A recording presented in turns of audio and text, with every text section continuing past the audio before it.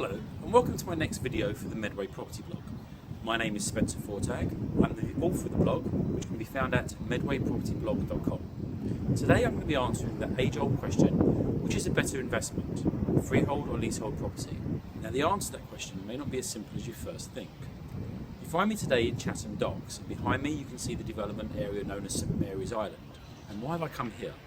St Mary's Island is a development which has both freehold and leasehold property.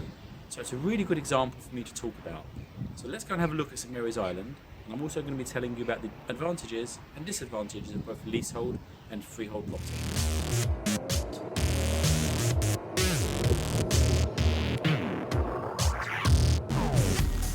Behind me is Watersmeet. Watersmeet consists of two low-level blocks of flats on the St Mary's Island development.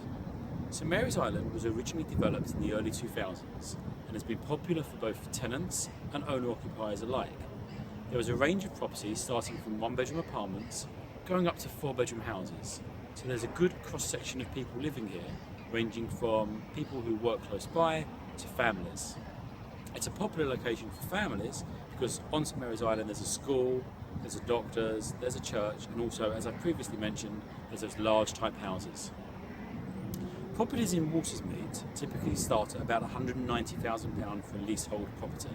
That would be for 2 bedrooms, 2 bathrooms. The expected monthly rental payment on a property like that would be between £900 and £950 per calendar month. There is also a service charge to pay, as it is a leasehold property, and that would be in the region of £1,500 per year, but that does include your buildings insurance. Let's go and have a look at the house.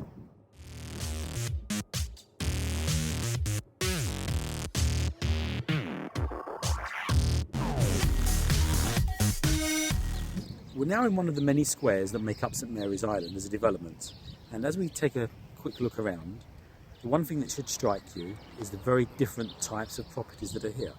So there's a vast array of prices, configurations of houses on St Mary's Island.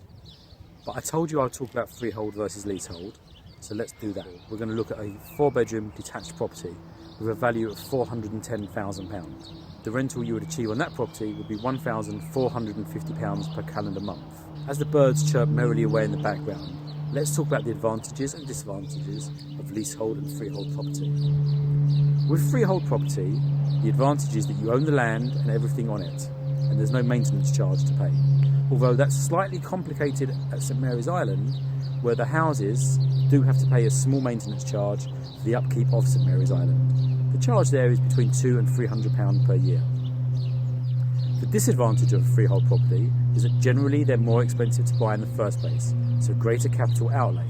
Leasehold properties are cheaper to buy, so lower capital outlay, lower expense. But the lease is basically your right to live in that property for an indefinite amount of time.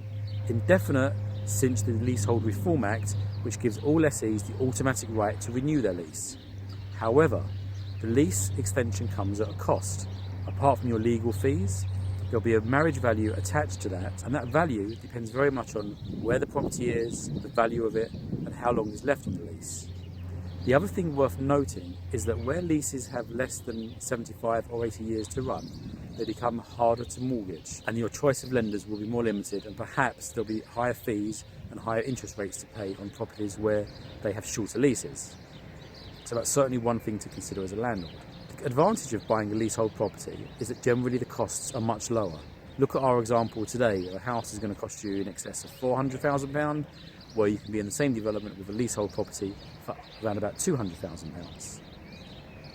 Also, the service charge that you do pay includes upkeep in the developments and also includes your buildings insurance.